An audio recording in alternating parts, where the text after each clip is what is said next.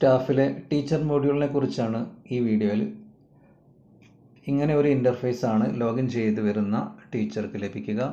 നേരെ മുകളിൽ പേരും അതേപോലെ തന്നെ സ്ഥാപനത്തിൻ്റെ പേരും സ്ഥാപനത്തിൽ വന്നുള്ള നോട്ടീസ് മെസ്സേജുകളും ഇവിടെ വായിക്കാൻ പറ്റും. ശേഷം ആദ്യം ചെയ്യേണ്ടത് ടീച്ചർ പഞ്ചിൻ ചെയ്യുകയാണ്. ഓഫീസ് റേഡിയസിൽ എത്തിക്കഴിഞ്ഞാൽ പഞ്ചിൻ എന്നുള്ള ജസ്റ്റ് ടച്ച് ചെയ്യുക.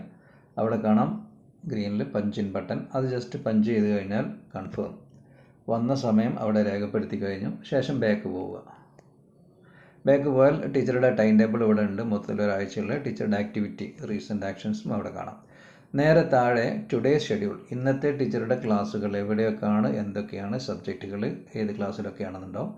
ആദ്യം തന്നെ രാവിലെ തന്നെ ഒരു ക്ലാസ്സിലേക്ക്, സ്വന്തം ക്ലാസ് ആയിരിക്കും, അവിടേക്ക് ജസ്റ്റ് കയറി കഴിഞ്ഞാൽ മാത്സ്, സപ്പോസ് മാത്സിലേക്ക് എടുത്തു. അവിടെ 9B ക്ലാസ്സിൽ കയറി. അപ്പോൾ കുട്ടികളുടെ ഫോട്ടോ സഹിതം ഇവിടെ ഡിസ്പ്ലേ ആകും.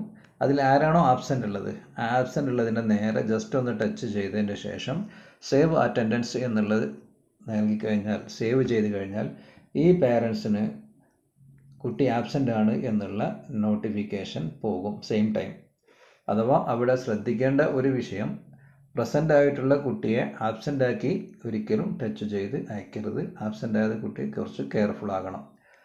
ഓക്കെ, ഇനി ആ സബ്ജക്റ്റ് എടുത്തു കഴിഞ്ഞു. അതിനുശേഷം ടീച്ചർ അതുമായി ബന്ധപ്പെട്ട വല്ല ആക്ടിവിറ്റീസുകളും കുട്ടികൾക്ക് കൊടുക്കാനുണ്ടെങ്കിൽ നേരെ മുകളിൽ കാണാം സബ്ജക്റ്റ് ആക്ടിവിറ്റീസ്. അതിൽ ജസ്റ്റ് ഒന്ന് ടച്ച് ചെയ്യുക. ഇവിടെ നോട്ട്സുകൾ അയക്കാനാണെങ്കിൽ സെൻഡ് നോട്ട്സ് എന്നുള്ളതും, അസൈൻ വർക്ക് ആണെങ്കിൽ അസൈൻ എന്നുള്ളതും, താഴെ എക്സാം റിപ്പോർട്ടുകൾ സെറ്റ് ചെയ്യുകയാണെങ്കിൽ അങ്ങനെ. സെൻഡ് നോട്ട്സ് എന്ന് ടച്ച് ചെയ്ത് കഴിഞ്ഞാൽ ഇവിടെ ഒരു നോട്ടും ഇതിൽ അടിച്ചിട്ടില്ല. ജസ്റ്റ് പ്ലസ് ബട്ടൺ താഴെ കാണാം, ഗ്രീൻ പ്ലസ് ബട്ടൺ, അതൊന്ന് ടച്ച് ചെയ്യാം. അവിടെ നമുക്ക് നോട്ട്സ്, പിന്നെ അതിൻ്റെ ടൈറ്റിൽ കൊടുക്കാം, എന്താണ് ഡിസ്ക്രിപ്ഷൻ, അറ്റാച്ച് ചെയ്യണോ അറ്റാച്ച് ചെയ്യാം, ഇമേജ് ആകട്ടെ, PDF ആകട്ടെ, ഗാലറിയിൽ നിന്നാകട്ടെ, ഒക്കെ നിങ്ങൾക്ക് ചെയ്യാവുന്ന സൗകര്യമുണ്ട്. അതിനുശേഷം സെൻഡ് നോട്ട് എന്ന് അടിച്ചു കഴിഞ്ഞാൽ ഇപ്പോൾ നിലവിൽ എടുത്തിരിക്കുന്ന ക്ലാസ്സിലെ കുട്ടികൾക്ക് മുഴുവനും ആ മെസ്സേജ് പോകും ആപ്പിലൂടെ തന്നെ. അതേപോലെ തന്നെ വർക്ക് അസൈൻമെൻറ്റ് ചെയ്യാനുള്ളതും അതേ സിസ്റ്റം തന്നെയാണ്. ഇനി എക്സാം റിപ്പോർട്ടുകളാണ്. എക്സാം റിപ്പോർട്ടുകൾ മെയിൻ എക്സാം ഏതെങ്കിലും സെറ്റ് ചെയ്തിട്ടുണ്ടെങ്കിൽ അതിൻ്റെ മാർക്കുകൾ ഇതിൽ അപ്ലോഡ് ചെയ്യുക. ക്ലാസ് ടെസ്റ്റുകൾ സെറ്റ് ചെയ്തിട്ടുണ്ടെങ്കിൽ ഇതിവിടെ നോക്കാം, ഒരു ക്ലാസ് ടെസ്റ്റ്, അതിൻ്റെ റിസൾട്ടുകൾ ആഡ് എക്സാം റിപ്പോർട്ട് എന്നുള്ളതുണ്ടാവും. ക്ലാസ് ടെസ്റ്റ് എന്നാൽ അത് ഏതാണ് സബ്ജക്റ്റ്, ഇംഗ്ലീഷ് ആണോ മാത്സ് ആണോ, 2 വിഷയങ്ങൾ എടുക്കുന്നുണ്ടെങ്കിൽ അത് സെലക്ട് ചെയ്യുക. അതിനുശേഷം ഓരോ കുട്ടികളുടെ നേരെയും ടെസ്റ്റ് സ്റ്റുഡൻറ്റിൻ്റെ മാർക്കുകൾ ഇങ്ങനെ അപ്ലോഡ് ചെയ്യുക. റിഷാൻ, ഇങ്ങനെ ഓരോന്ന് മാർക്ക് ചെയ്തതിന് ശേഷം സേവ് ക്ലാസ് പെർഫോമൻസ് എന്നുള്ളത് സെറ്റ് ചെയ്ത് കഴിഞ്ഞാൽ അത് കുട്ടിയുടെ പിന്നെ പാരൻസ് മൊഡ്യൂളിലേക്ക് ആ റിപ്പോർട്ട് പോവുകയും പാരൻസിന് അത് കാണാൻ സാധിക്കുകയും ചെയ്യും. അടുത്തത് പിന്നെ ഇതിൽ വരുന്നത് ഇത്രയുമാണ് ക്ലാസ് ടീച്ചർ സബ്ജക്റ്റ് ടീച്ചർ എന്നുള്ള നിലക്ക് ടീച്ചർക്ക് ചെയ്യാനുള്ളത്. നേരെ വരുന്നു, പഞ്ചിൻ ചെയ്യുന്നു, ഏത് ക്ലാസ്സിലാണോ കയറുന്നത് ജസ്റ്റ് ആ പീരീഡ് ഒന്ന് ഓപ്പൺ ചെയ്യുന്നു. അവിടെയുള്ള കുട്ടികളെ ആബ്സെൻ്റ് ഉള്ളതിനെ മാർക്ക് ചെയ്യുന്നു. ശേഷം സേവ് ചെയ്യുന്നു. അതിനുശേഷം വിഷയങ്ങൾ എടുക്കുന്നു. ക്ലാസ് കഴിയുന്നു. സബ്ജക്റ്റ് ആക്ടിവിറ്റീസ് കൊടുക്കാനുണ്ടെങ്കിൽ ആക്ടിവിറ്റീസിലേക്ക് കയറുന്നു. നോട്ട്സോ കാര്യങ്ങളോ സെൻഡ് ചെയ്യാണ്ട് ചെയ്യുന്നു. ഇതോടുകൂടി ടീച്ചറുടെ ഡ്യൂട്ടി കഴിഞ്ഞു. ഇനി അടുത്ത വേറൊരു സബ്ജക്റ്റ് വേറൊരു സ്ഥലത്ത് കയറുകയാണെങ്കിൽ അവിടെയും സെയിം പ്രോസസ്സ്.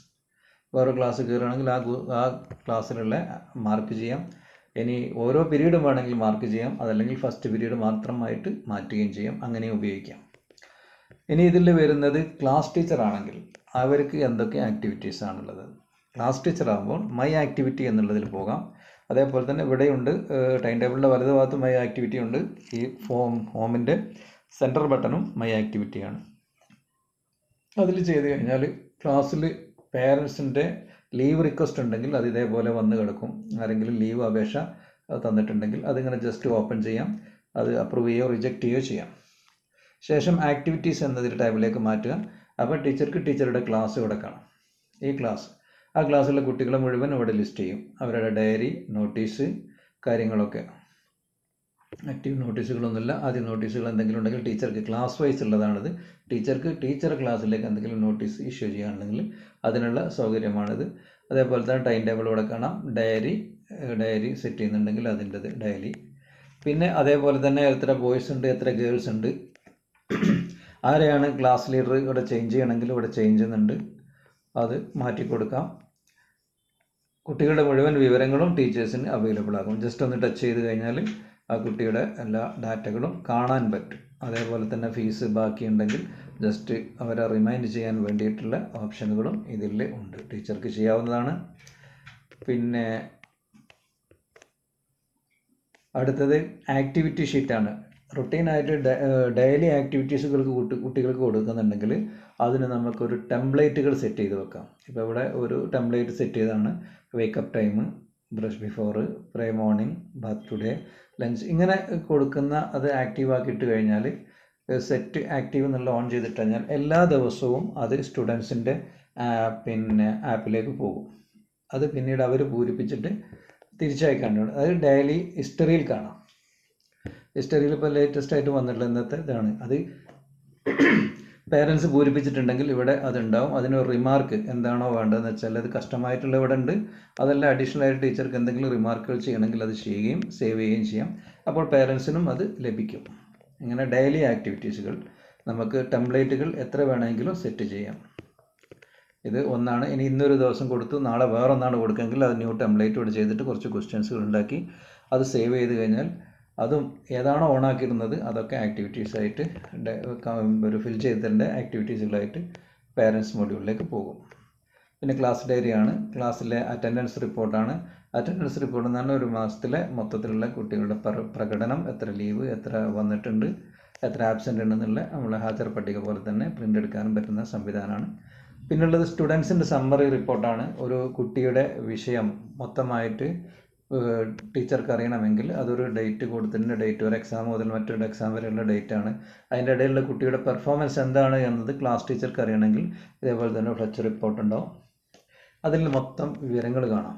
ഓരോ എക്സാമിൻ്റെയും ഓരോ ടെസ്റ്റ് പേപ്പറിലും കുട്ടിയുടെ പെർഫോമൻസ് എന്താണ് എന്നുള്ളത് ടീച്ചർക്ക് കാണാം. അറ്റൻഡൻസ്, ആബ്സെൻ്റ്, ഓരോ പീരീഡിൽ ഏതൊക്കെ പീരീഡുകൾ ഏതൊക്കെ സബ്ജക്റ്റുകളിൽ ആബ്സെൻ്റായി എന്നുള്ളതൊക്കെ ജനറേറ്റ് ചെയ്യാനും ഷെയർ ചെയ്ത് സ്റ്റുഡൻറ്റിന് ചെയ്യാൻ പറ്റും. ഇത് സേവ് ചെയ്യുന്നതോടുകൂടി തന്നെ പേരൻസിനും ഇത് ഇതേപോലെ തന്നെ കാണാൻ പറ്റും റിപ്പോർട്ടുകൾ. ഓക്കെ. പിന്നെ ഗ്രൂപ്പ് മാനേജ് ചെയ്യുന്നത്, ക്ലാസ് തന്നെ വ്യത്യസ്ത ഗ്രൂപ്പുകൾ ഉണ്ടെങ്കിൽ അവിടെ വാട്സപ്പിലേക്ക് പോകേണ്ടതില്ല, ഇവിടെ തന്നെ ഗ്രൂപ്പ് ക്രിയേറ്റ് ചെയ്തിട്ട് അവരെ പഠനം 4 ആൾ 5 ആൾ ഗ്രൂപ്പ്, അങ്ങനെ ഗ്രൂപ്പ് വൈസ് സെറ്റ് ചെയ്യണമെങ്കിൽ ടീച്ചർക്ക് തന്നെ ഇവിടുന്ന് സാധിക്കും. പിന്നെ ടീച്ചറുടെ സാലറി ഹിസ്റ്ററിയാണ്. അതിൻ്റെ പെൻഡിങ് എത്രയുണ്ട്, പെയ്ഡ് എത്രയുണ്ട് എന്നുള്ളതൊക്കെയുള്ള പേഴ്സണൽ ഹിസ്റ്ററികൾ ഇവിടെ കിട്ടും. എക്സാമിൻ്റെ റിപ്പോർട്ടുകൾ ഇവിടെയാണ് പിന്നെ സെറ്റ് ചെയ്യേണ്ടത്. ക്രിയേറ്റ് ക്ലാസ് എക്സാമൊക്കെ ഇവിടുന്ന് ചെയ്യേണ്ട കാര്യങ്ങളാണ്. പിന്നെ ടീച്ചിങ് ക്ലാസ്സസ് ഇനിയിപ്പോൾ ഓഫീസിൽ നിന്നല്ല, സ്കൂളിൽ നിന്ന്, സ്ഥാപനത്തിൽ നിന്ന് നമ്മൾ പുറത്ത് പോയി വീട്ടിലെത്തി അവിടെ നിന്നാണ് നമുക്ക് ഈ വർക്കുകൾ എന്തെങ്കിലും കുട്ടികൾക്ക് കൊടുക്കണമെങ്കിൽ അവിടെ നമുക്ക് എന്താണ് ടീച്ചിങ് ക്ലാസ്സസ് എന്നുള്ള ഇതിൽ ടച്ച് ചെയ്താൽ ടീച്ചർ പഠിപ്പിക്കുന്ന, അധ്യാപകൻ പഠിപ്പിക്കുന്ന ക്ലാസ്സുകൾ മൊത്തം അവിടെ ഡിസ്പ്ലേ ആകും. അവിടെ ഇതേപോലെ തന്നെ നോട്ട്സും അസൈൻ വർക്കുകളൊക്കെ വീട്ടിൽ നിന്ന് തന്നെ ചെയ്ത് കൊടുക്കുകയാണെങ്കിൽ അങ്ങനെയുള്ള സൗകര്യവും ടീച്ചർക്ക് ഇതിൽ അവൈലബിൾ ആണ്, ക്ലാസ് ടീച്ചർക്ക്. പിന്നെ സ്കൂൾ ഗാലറി പൊതുവെ എല്ലാവർക്കും ഉള്ളതുപോലെ തന്നെയാണ്. ഇത്രയാണ് പിന്നെ ടീച്ചേഴ്സിൻ്റെ ചെയ്യാനുള്ള കാര്യങ്ങൾ.